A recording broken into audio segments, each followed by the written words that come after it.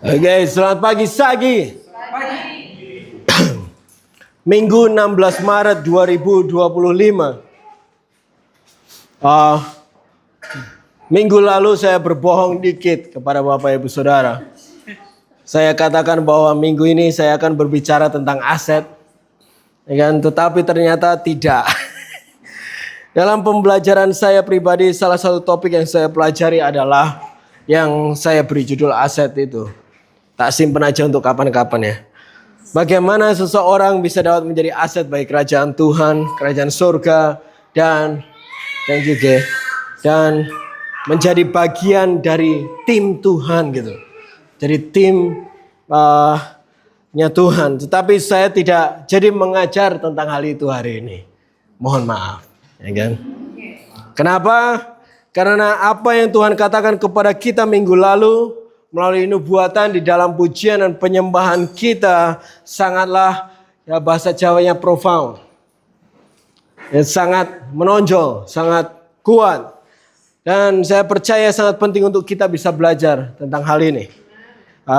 Belajar bersama tentang apa yang Tuhan sudah katakan minggu lalu. Sehingga hari ini saya akan membagikan pengajaran yang saya beri judul The Amalekite.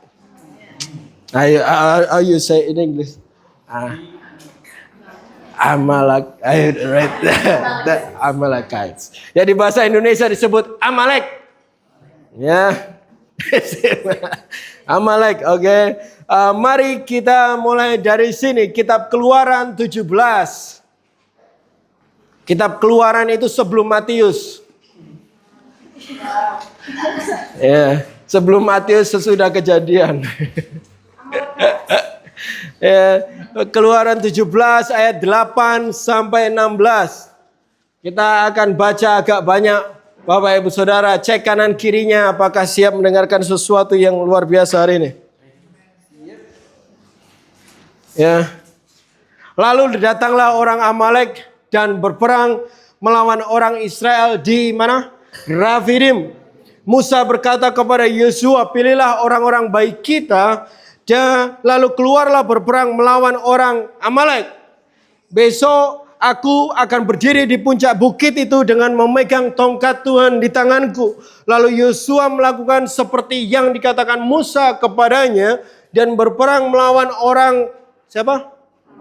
Amalek. Tetapi Musa, Harun, dan Hur telah naik ke puncak gunung Merapi. Mana? Puncak bukit. Yang terjadilah apabila Musa mengangkat tangannya lebih kuatlah Israel. Tetapi apabila ia menurunkan tangannya lebih kuatlah Amalek. Maka penatlah tangan Musa. Capek bro.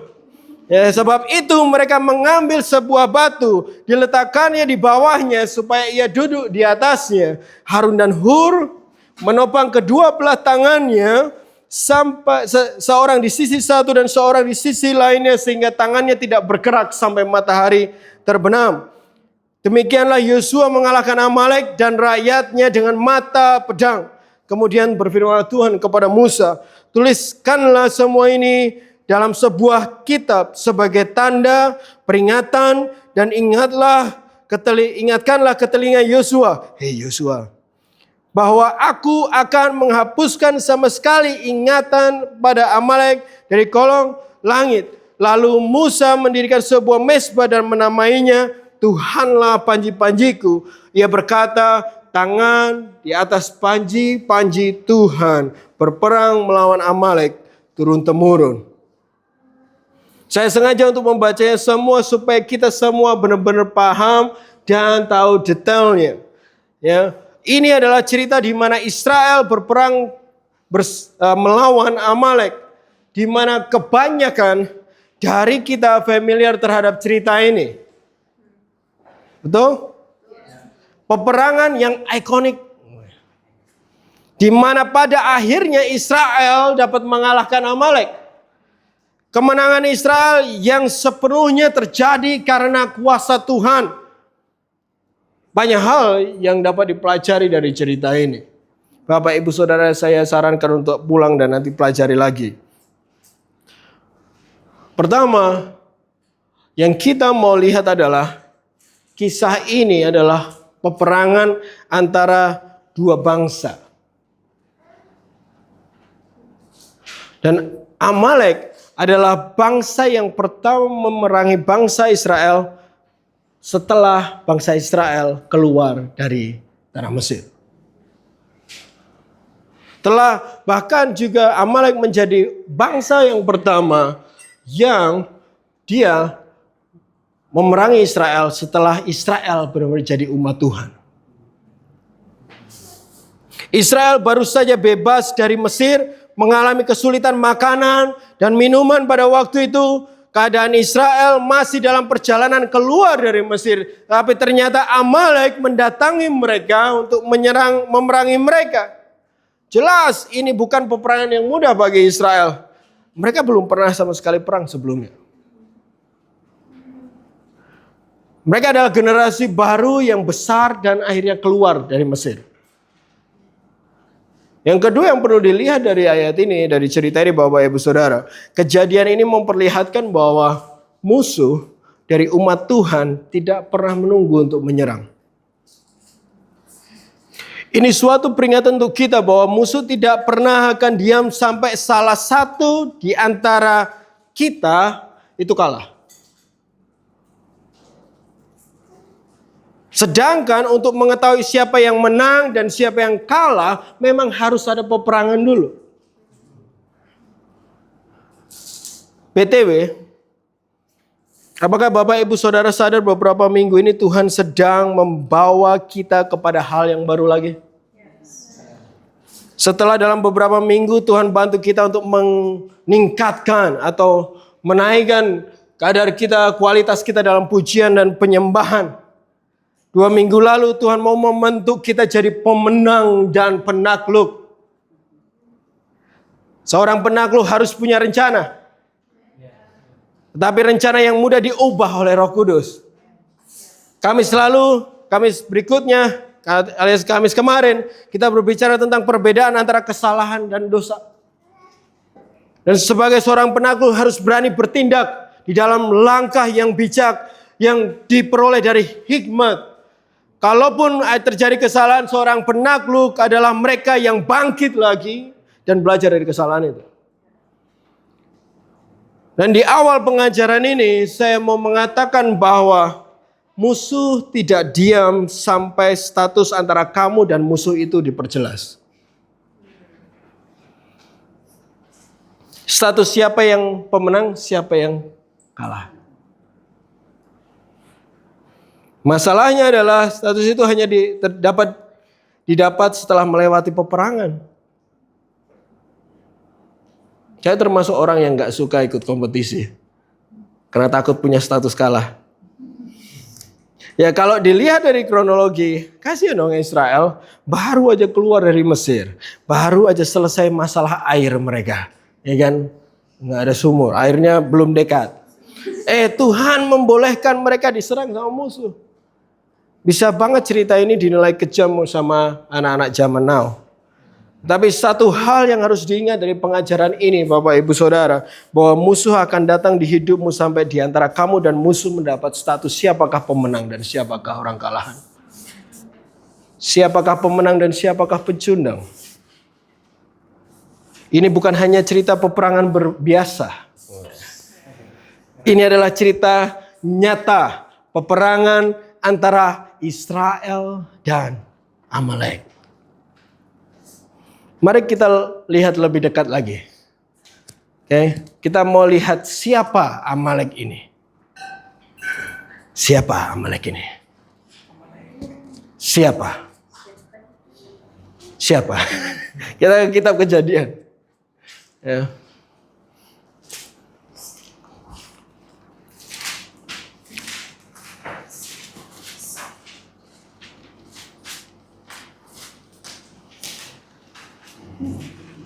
Kitab Kejadian 36 ayat 1 sampai 2.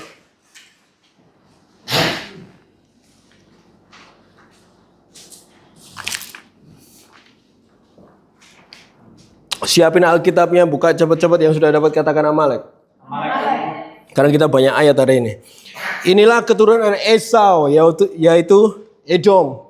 Esau Esau mengambil perempuan-perempuan Kanaan menjadi istrinya, yaitu Ada. Istri namanya siapa? Ada. Ada enggak? Ada gitu ya. Anak Elon orang Het, ya, dan Oholibana, anak Ana. Ada Ana, kan? Anak Sibeon orang Hewi. Itu. Bapak Ibu Saudara, kalau mau dilihat, Amalek adalah generasi atau keturunan dari Esau. Ingat Esau? Ada yang tahu Esau siapa? Atau perlu kita lihat ceritanya lagi?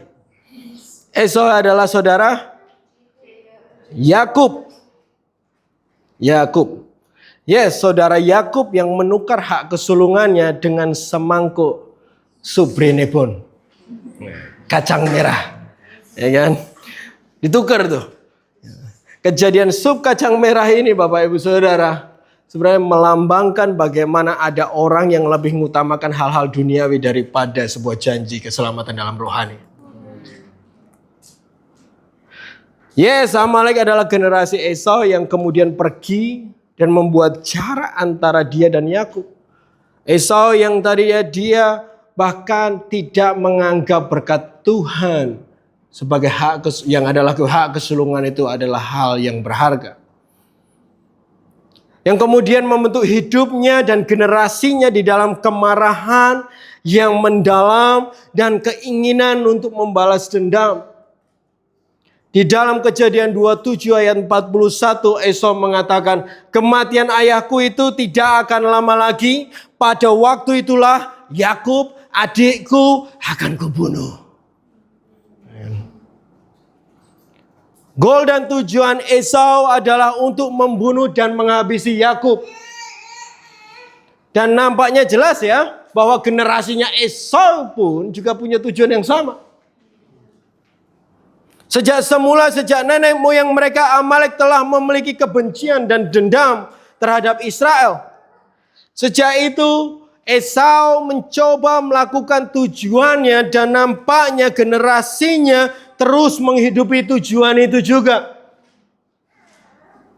Amalek adalah generasi yang lahir dari kebencian akan umat pilihan Tuhan. Amalek adalah generasi yang hidup dari dendam akan berkat Tuhan atas Yakub.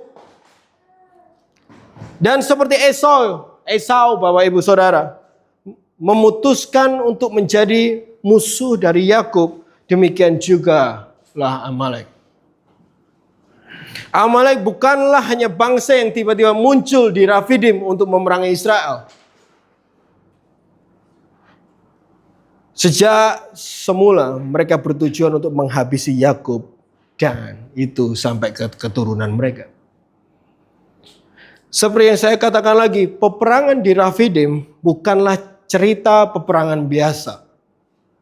Ini adalah cerita nyata peperangan antara Israel dan Amalek. Peperangan antara generasi Yakub dan generasi Esau. Kalau ini tentang Israel dan Amalek, mari kita lihat juga Israel. Kita ke Kejadian 32 ayat 28.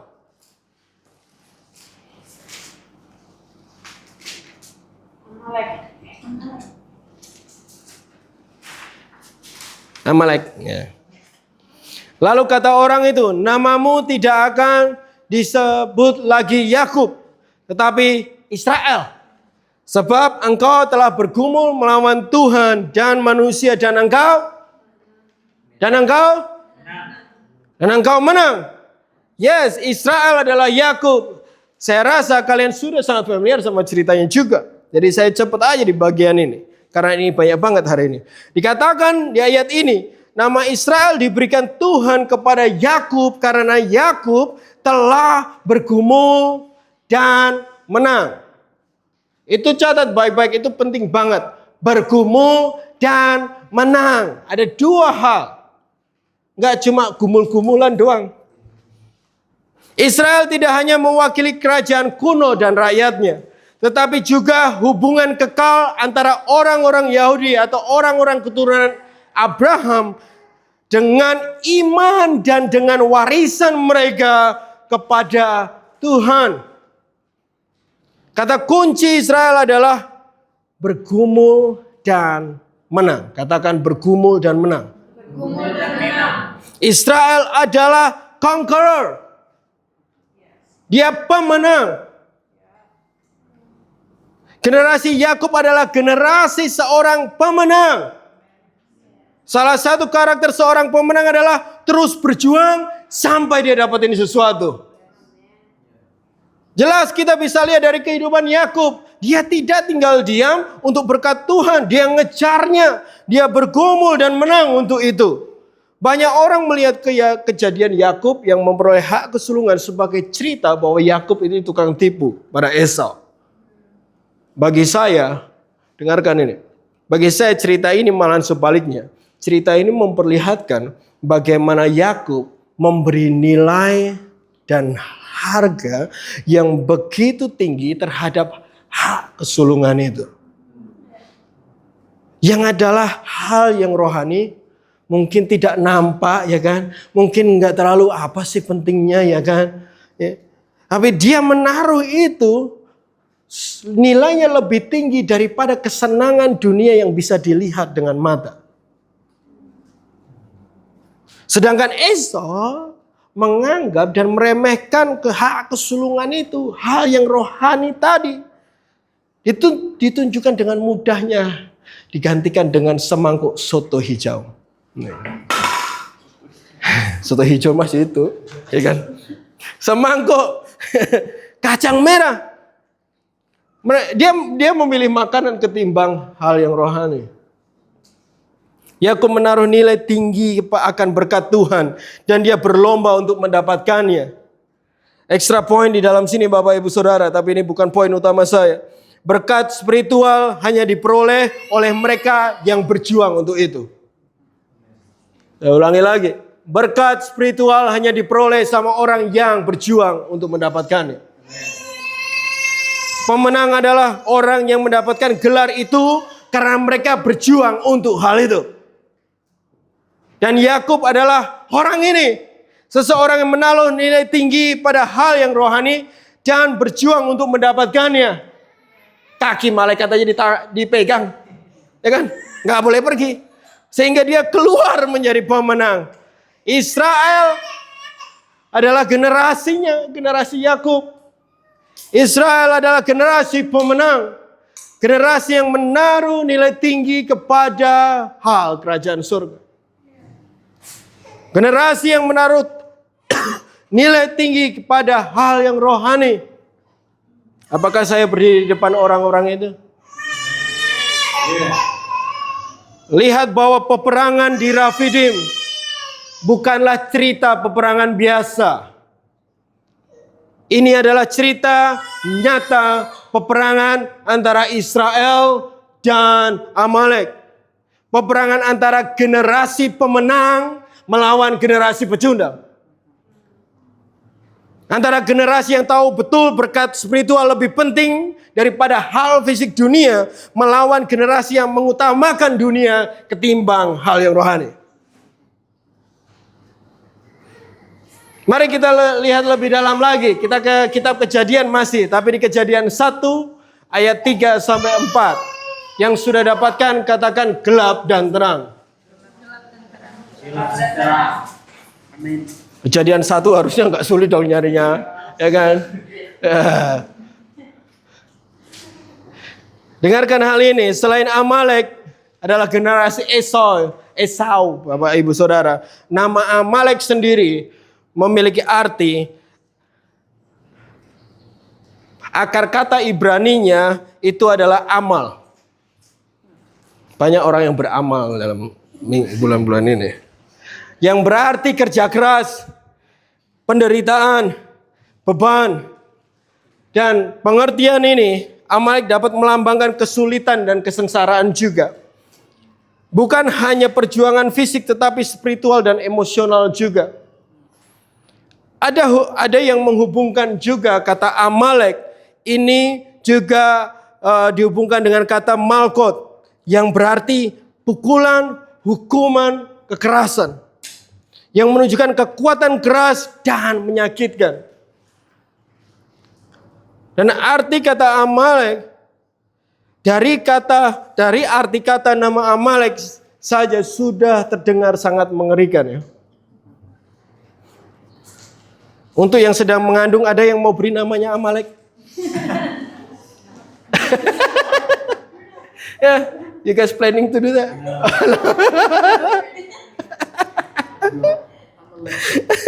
Ya, dengarkan ini. Di Midras menggambarkan Amalek sebagai bangsa yang mengetahui mujizat yang dilakukan Tuhan bagi Israel, tetapi tetap menyerang mereka karena mereka dendam.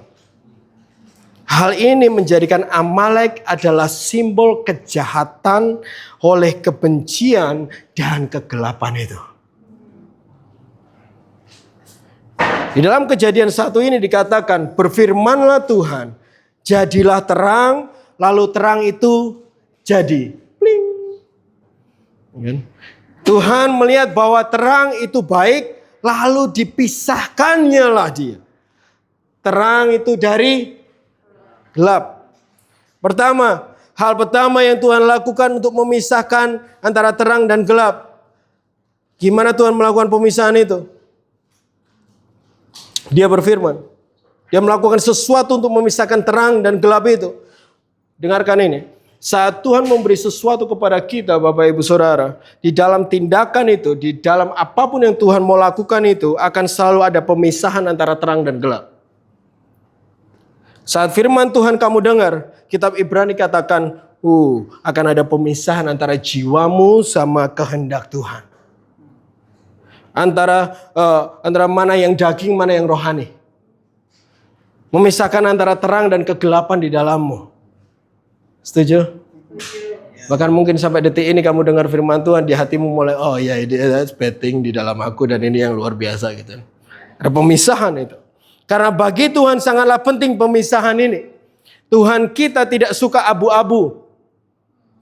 Dia tidak suka hangat. Gak suka dia teh hangat. Suam-suam kuku dia suka memisahkan yang jelas antara panas dan dingin.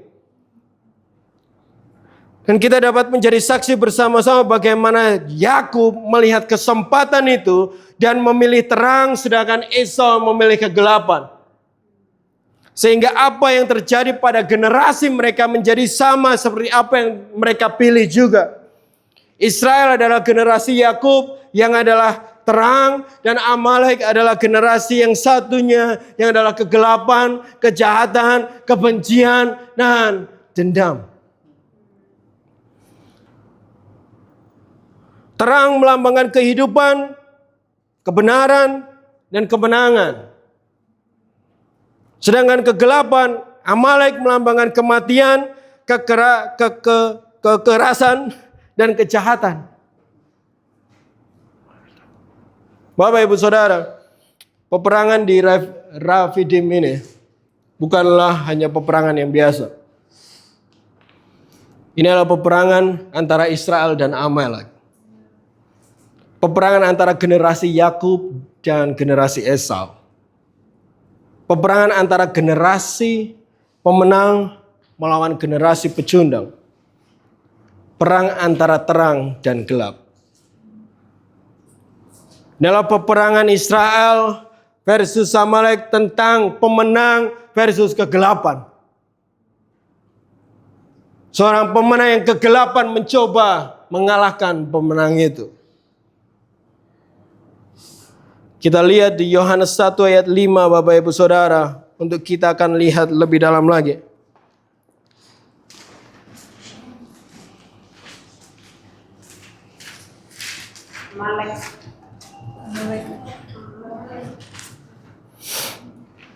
Terang itu bercahaya dalam kegelapan. Dan kegelapan itu tidak akan menguasainya. Ada amin? Saya ulangi lagi, terang bercahaya di dalam kegelapan dan kegelapan tidak akan menguasainya. Seberapa banyak tahu kalau terang itu sangat berkuasa? Katakan haleluya. Begitu berkuasanya terang, kegelapan tidak akan sama sekali mampu menguasainya. Tetapi sadari bahwa kegelapan akan selalu mencoba untuk mengalahkan terang. Lucunya itu. Karena terang tidak dapat dikuasai oleh kegelapan. Tetapi kalau terang itu berkuasa begitu sangat, kenapa Amalek tetap menyerang Israel? Ya kan? Pertanyaannya gitu. Kalau terang itu berkuasa begitu sangat, kenapa Amalek tetap menyerang Israel? Kenapa kegelapan tetap punya kesempatan untuk mendekat dan memerangi terang? Saya menemukan dua kondisi yang akan diambil sebagai kesempatan untuk kegelapan dapat memerangi terang. Siapa yang mau tahu? Ada yang mau tahu? Ada. Ya, tunggu setelah paribara berikut ini. Kita ke Ulangan 25.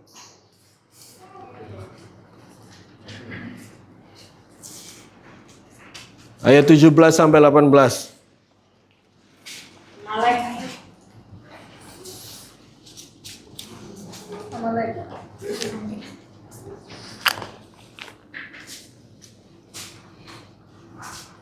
Ingatlah apa yang dilakukan orang Amalek kepadamu pada waktu perjalananmu keluar dari Mesir, bahwa engkau didatangi mereka di jalan dan semua orang lemah pada barisan belakangmu dihantam mereka. Sedang engkau lelah dan lesu, mereka tidak takut akan Allah. Kalau Bapak Ibu Saudara sadari, di dalam peperangan Refidim tadi, Amalek datang untuk menyerang Israel. Betul kan? Alkitab katakan. Nah, beberapa waktu lalu di rumah kami mati lampu. Lampunya mati. Jadi harus kami kuburin. Nah, maksudnya listrik di area di mana kami tinggal itu mati. Saya hidupin tuh lilin. Gitu kan. Kalau ada yang pernah sadar kami punya lilin yang kayak di dalam vas bunga gitu. Putih di rumah. Ya, itu satu-satunya lilin yang kami punya. Saya hidupin, saya taruh di tengah-tengah ruangan dan terus kembali ke aktivitas saya waktu itu. Tapi beberapa saat kemudian saya ngerasa loh kok makin gelap ruangannya ya gitu. Padahal tadinya terang, kok makin gelap ruangannya. Saya cek, ternyata sumbu lilin itu sudah mulai habis. Sehingga nyala apinya makin kecil, nyala apinya makin lemah, semakin kecil nyala apinya, terang yang dihasilkan semakin kecil juga. Sehingga semakin gelaplah ruangan kami pada waktu itu. Yes, kegelapan tidak dapat menguasai terang. Tetapi terang yang lemah akan mudah terkalahkan. Sadar itu?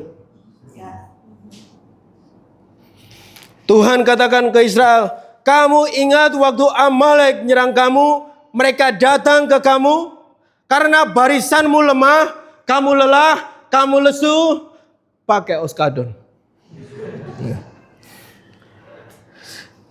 Yes, Israel adalah terang, tetapi kalau terang itu lemah, kegelapan mendapat kesempatan untuk menyerang. Yes, kamu adalah terang dunia. Tapi kalau kamu lemah, kegelapan mulai melihat keadaanmu, jadi kesempatan untuk mereka mendekat dan menyerang. Coba ingat-ingat. Ingat-ingat. Oke? Kapan kira-kira kamu mulai terserang oleh kegelapan? Pasti saat kamu lemah. Ya kan? Pasti. Mau tanda-tanda orang lemah kayak gimana? Kita ke Bilangan 13 ayat 27 sampai 29.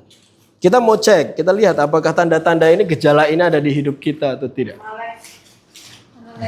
Ya, sudah dapat katakan Amalek?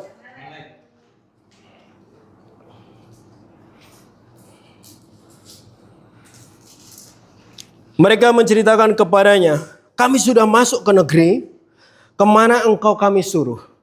Dan memang negeri itu berlimpah-limpah susu dan madunya, dan inilah hasilnya. Hanya bangsa yang diam di negeri itu kuat-kuat dan kotanya berkubu-kubu dan sangat besar. Juga keturunan Enak yang telah kami lihat di sana, orang apa? Orang Amalek diam di tanah Negeb, orang Het, orang Yebus, orang Amori diam di pegunungan, orang Kanaan diam sepanjang laut, sepanjang tepi Yordan. Catat ini, tanda-tanda orang yang lemah adalah mereka mudah terintimidasi. Kan Tuhan sudah katakan ke mereka tuh tanah itu untuk mereka.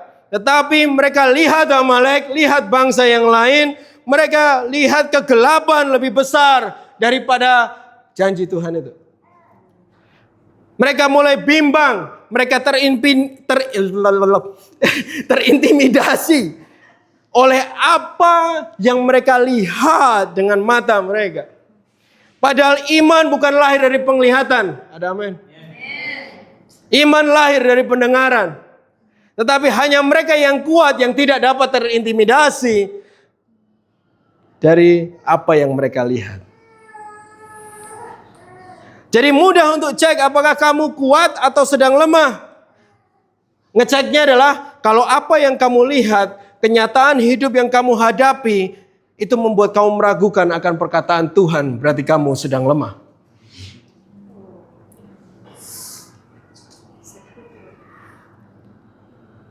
Kalau apa yang kamu lihat, kenyataan di dalam hari-harimu, membuat kamu khawatir terhadap apa yang Tuhan sudah katakan ke hidupmu, kamu sedang lemah. Dan kondisimu, kondisi lemahmu itu, Bapak Ibu Saudara, kegelapan lihat kondisimu itu adalah kesempatan untuk mereka menyerang. Ingat juga berhenti untuk mencoba terlihat kuat saat kamu lemah. Terlihat percaya saat kamu bimbang. Karena siapapun yang menjadi lemah akan ada titik di hidupmu yang kamu merasa lelah. Jangan menutupinya dan pura-pura kuat. Sedangkan sebaliknya, peka terhadap kondisimu dan pulihlah secepatnya. Sambil baca kisah peperangan Rafidim ini, Bapak Ibu Saudara, saya membayangkan Amalek benar-benar tahu keadaan Israel lagi lemah-lemahnya gitu kan. Wah bos, mereka lagi lemah bos. Ayo kita ke sana bos. Kan? Lagi rendah-rendahnya, lagi galau-galaunya, lagi khawatir-khawatirnya. Mereka bahkan katakan, kenapa kamu memimpin kami keluar dari Mesir dan cuma membunuh kami? Kami haus. Pasal sebelumnya. Dan Amalek datang di lokasi yang sama di dalam kondisi lemah itu. Lemah adalah tanda bagi Amalek untuk nyerang Israel. Kebimbanganmu adalah lampu hijau bagi kegelapan untuk mendatangimu dan memerangimu. Kenapa kegelapan masih bisa mendekat dan menyerang? Karena terangnya sedang lemah. Terangnya sedang lemah, bimbang, khawatir, lesu, putus harapan, putus asa, dan hilang kepercayaan pada Tuhan.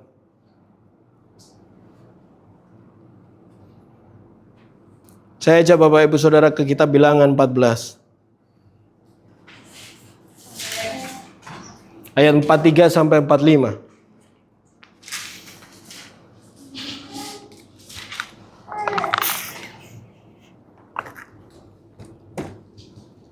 Sudah dapat katakan amin? Sebab orang Amalek dan orang Kanaan ada di sana di depanmu, dan kamu akan tewas oleh pedang. Dari sebab kamu berbalik membelakangi Tuhan, maka Tuhan tidak akan menyertai kamu. Meski demikian, mereka nekat naik ke puncak gunung itu, tetapi tabut perjanjian Tuhan dan Musa juga tidaklah meninggalkan tempat perkemahan. Lalu turunlah orang Amalek dan Kanaan yang mendiami gunung itu dan menyerang mereka. Kemudian orang itu mencerai-beraikan mereka sampai ke Homa. Pertama, Bapak Ibu Saudara, kondisi terang yang lemah membuat kegelapan memiliki kesempatan untuk menyerang. Ingat itu, oke? Yang kedua adalah yang membuat kegelapan punya kesempatan untuk menyerang adalah ketidaktaatan. Ketidaktaatan menjadi kesempatan untuk kegelapan dapat merenggut kehidupan terang itu. Tidak ada cerita di mana orang yang tidak taat bisa menang. Kenapa? Karena jelas Tuhan tidak menyertai orang yang tidak taat. Amin. Masalah lebih dalam di perikop ini adalah mereka mau maju berperang di dalam kondisi mereka tidak mengikuti firman Tuhan. Mereka mau, wow kita perangi, itu kan musuh gitu kan. Tapi sebenarnya hidup mereka belum taat. Di ayat 40, di pasal yang sama, dikatakan, dan keesokan harinya bangunlah mereka pagi-pagi, hendak naik ke puncak gunung sambil berkata, sekarang kita hendak maju ke negeri yang difirmankan Tuhan itu. Memang kita telah berbuat dosa. Musa bilang di ayat berikutnya, mengapa kamu hendak melanggar titah Tuhan? Hal itu tidak akan berhasil. Kadang ada nih orang kayak gini, sok coba berperang padahal hidupnya masih dalam ketidaktaatan. Alkitab katakan lebih baik ketaatan daripada korban bakaran. Artinya lebih baik ketaatan daripada mencoba melakukan sesuatu walaupun yang dilakukan itu mungkin nampak hebat dan rohani. Bisa kedengaran tadi? Karena tidak semua tindakan adalah ketaatan, tetapi kalau engkau taat, kamu pasti bertindak. Ada bedanya di situ. Goalnya bukan untuk melakukan sesuatu saja, tetapi untuk melakukan sesuatu di dalam ketaatan itu. Di saat kamu melakukan sesuatu yang bukan dari ketaatan Tuhan, bukan perintah Tuhan, atau bahkan melawan akan perintah Tuhan, disitulah ketidaktaatan terjadi. Dan ketidaktaatan itu akan menghasilkan kegagalan melawan kegelapan. Contoh tanda-tandanya seperti ini. Tanda-tanda orang yang tidak taat seperti ini. 1 Samuel 15 ayat 9.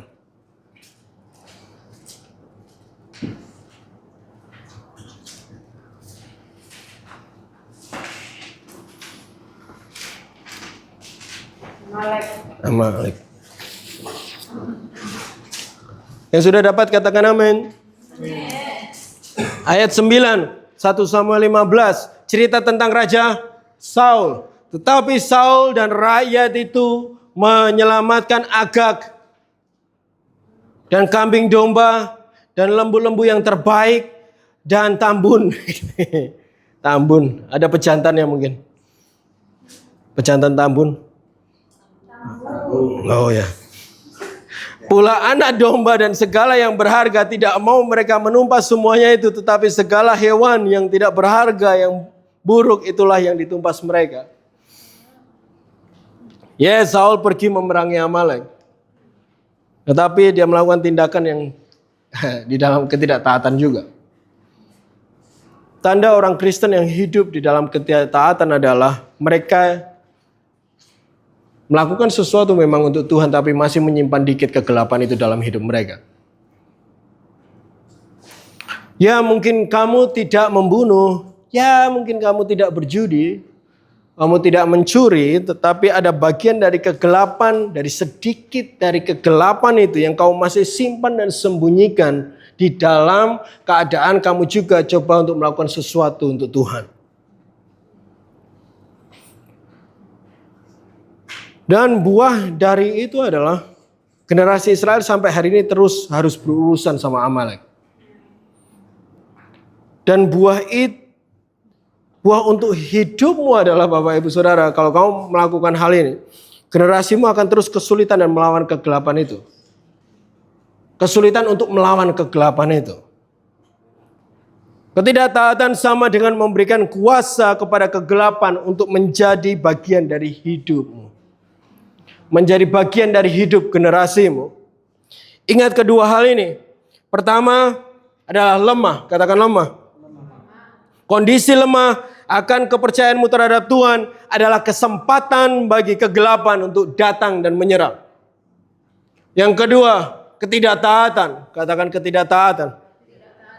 Ketidaktaatan membuat kegelapan punya kuasa untuk hidupmu. Jadi siapa mau yang mana? Ada pilih? Ada yang mau pilih? Ya kita lihat Esther yuk. Esther 9.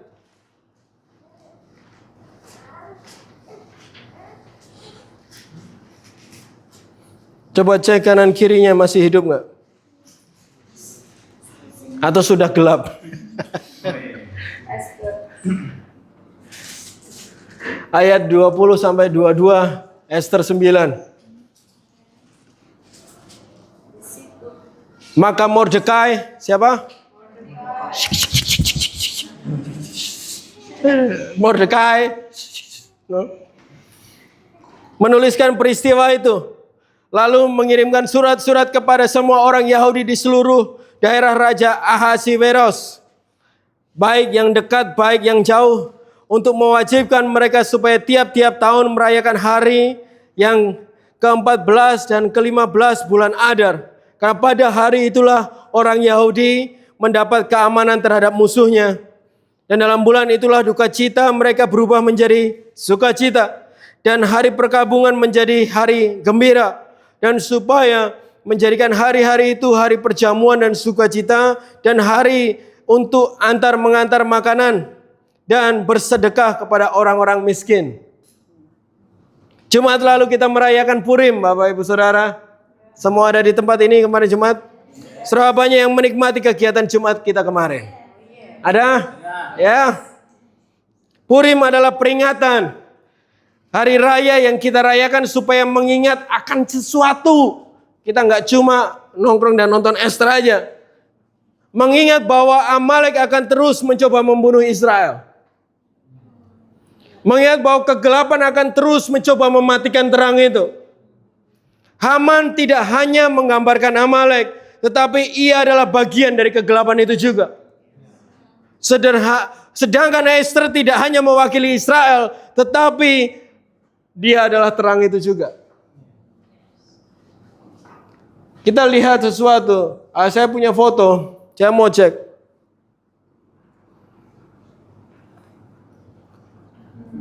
Ada yang tahu siapa mereka? Yang tahu angkat tangan.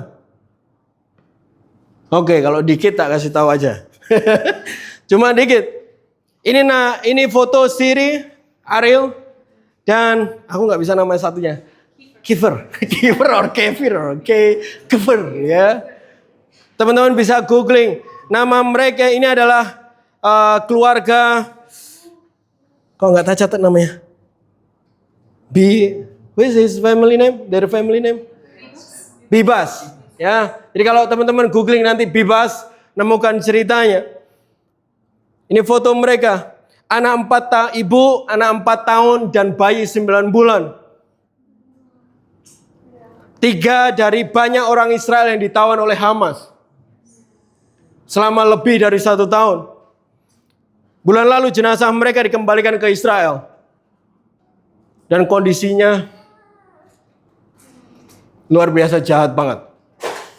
Saya tidak pernah bisa menyelesaikan baca ceritanya karena tough.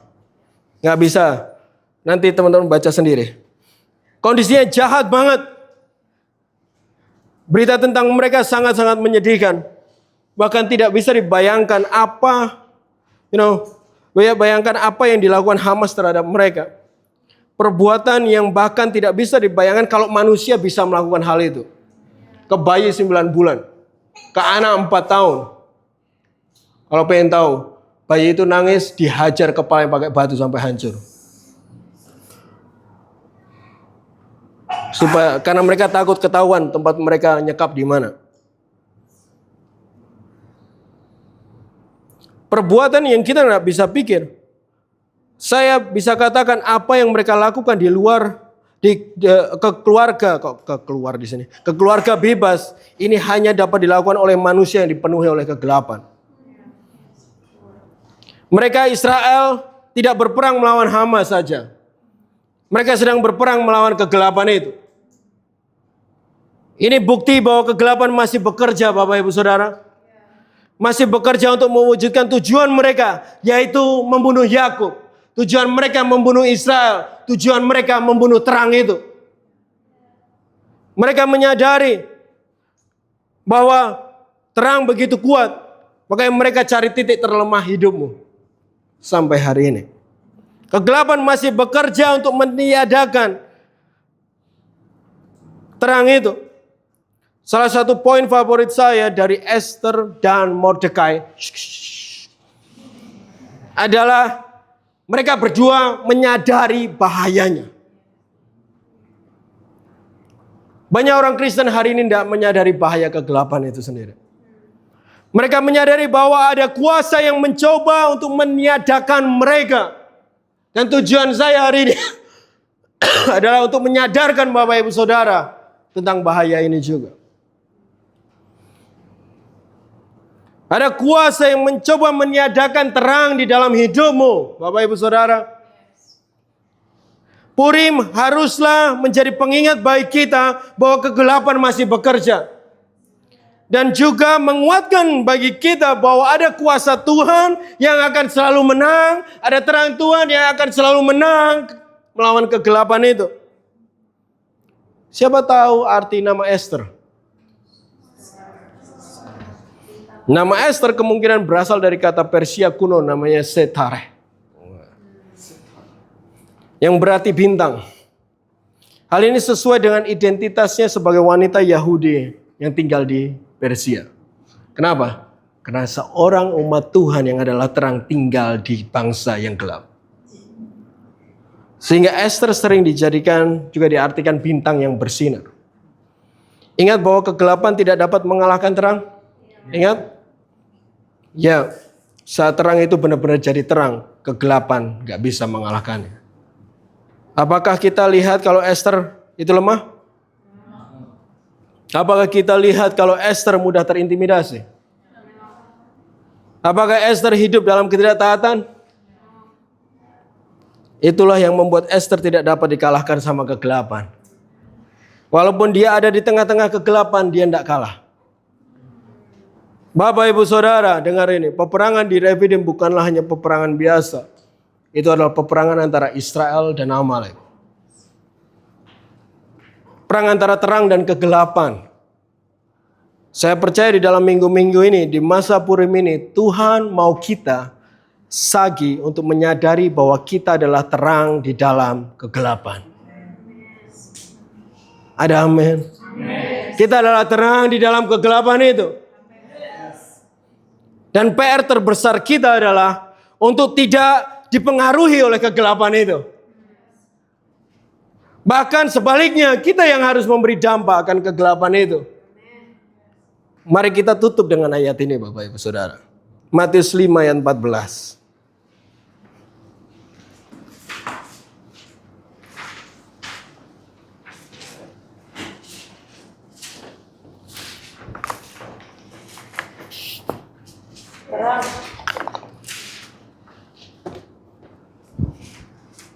Kamu adalah terang dunia. Saya katakan lagi. Kamu adalah terang dunia. Kamu adalah terang dunia. Kota yang terletak di atas gunung tidak mungkin tersembunyi. Lagi pula orang yang tidak menyalakan pelita lalu meletakkan di bawah gantang, melainkan di atas kaki dian sehingga menerangi semua orang di dalam rumah itu. Demikianlah hendaknya terangmu bercahaya di depan orang, supaya mereka melihat perbuatanmu yang baik dan memuliakan Bapamu di surga. Ingat bahwa kamu dipanggil untuk menjadi seperti Esther. Coba cek kanan kirinya. Ngomong ke kanan kirinya, kamu adalah terang. Kamu adalah terang di dalam kegelapan. Nggak perlu pakai citra untuk jadi terang. Ekstrak bengkoang. Bapak Ibu Saudara, engkau dipanggil untuk menjadi terang yang tidak terdampak oleh kegelapan. Saudara, banyak percaya kamu dipanggil untuk menjadi terang dunia ini? Bertindaklah seperti ini. Efesus 5 ayat 8.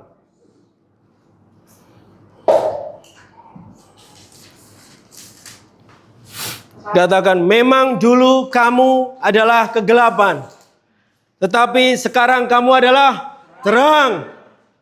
Sebab itu hiduplah sebagai anak-anak terang. Sekali lagi saya katakan, hiduplah sebagai anak terang. Artinya hiduplah sebagai anak-anak terang. Anak-anak terang itu tidak menikmati kebimbangan. Ada amin. Anak-anak terang tidak menikmati intimidasi dari kegelapan. Anak-anak terang tidak menikmati kekhawatiran akan perkataan Tuhan. Tidak terintimidasi dari kondisi dan kenyataan hidupnya. Sadari bahwa perkataan Tuhan tidak berubah berdasarkan apa yang kamu lihat loh. Anak-anak terang taat akan terang itu, yaitu Tuhan Yesus Kristus. Melakukan sesuatu di dalam ketaatan. Ingat bahwa tujuan kegelapan adalah membunuh terang. Termasuk Bapak Ibu Saudara juga. Termasuk saya sendiri juga. Termasuk terang yang ada di dalam hidupmu. Termasuk terang di dalam saudara-saudara di kanan kirimu. Kegelapan akan mencoba mematikannya. Jadi jangan biarkan itu terjadi. Siap? Jangan biarkan itu terjadi. Berdiri teguh dan teruslah bertindak di dalam ketaatan. Amin. Semua bisa mengerti? Saya harap ini benar-benar Tuhan coba ngomong ke kita semua. Saya cuma coba nyampein aja. Karena Tuhan baik dan Dia sedang membukakan mata kita terhadap bahaya ini. Kita mau terus menang. Mari kita berdoa. Tuhan, terima kasih untuk firman-Mu. Mengingatkan kami dan membangun kami untuk jadi pemenang yang sesungguhnya. Pemenang yang sesungguhnya yang adalah menjaga terang itu terus bersinar kuat. Ampuni kami, kadang kami bimbang Tuhan dan kami lemah. Sehingga terang di dalam kami juga melemah. Ampuni kami, kadang kami menikmati intimidasi dari kegelapan dan semua hal dunia ini. Kami mau menjadi Yakub dan Israel, kamu menjadi seperti Esther. Lebih dari apapun Tuhan. Bapa, mau berdoa untuk setiap orang di ruangan ini. Biarlah terang-Mu terus bercahaya dalam hidup mereka. Kuat dan teguh Tuhan. Bantu setiap orang untuk sadar akan bahaya. Bahkan juga bantu untuk menyadari keadaan mereka kalau mereka lemah. Dan kuatkan mereka hari ini untuk siapapun yang lemah di